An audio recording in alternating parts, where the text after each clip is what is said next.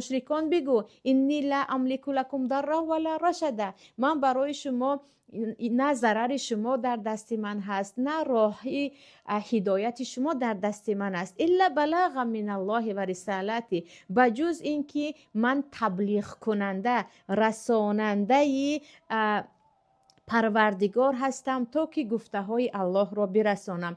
و این یکی از دستور عمل یا گفتیم راهنماهای هر یک دعوتگر و هر یک نصیحتگر باید باشد. بعضی از خواهران سوال میکنن چگونه شوهرم را به راه راست ببرم، چی کار کنم که فرزندم را به راه راست کشانم، چی کار کنم که فلانی نصیحتم را گیرد.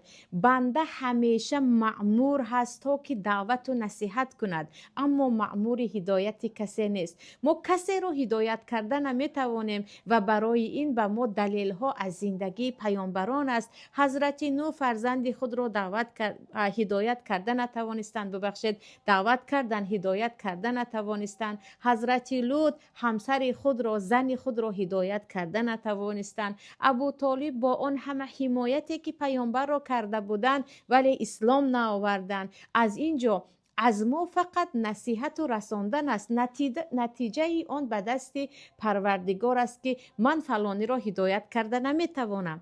هدایت ما و هدایت دیگران به دست الله است و فقط از ما رسانیدن است، تبلیغ است که چی میگوید؟ الا بلاغ من الله و رسالتی، بجز تبلیغ از طرف پروردگار، رساندن احکام پروردگار، وحی پروردگار. من شما را هدایت کرده نمیتوانم یا گمراه کرده نمیتوانم.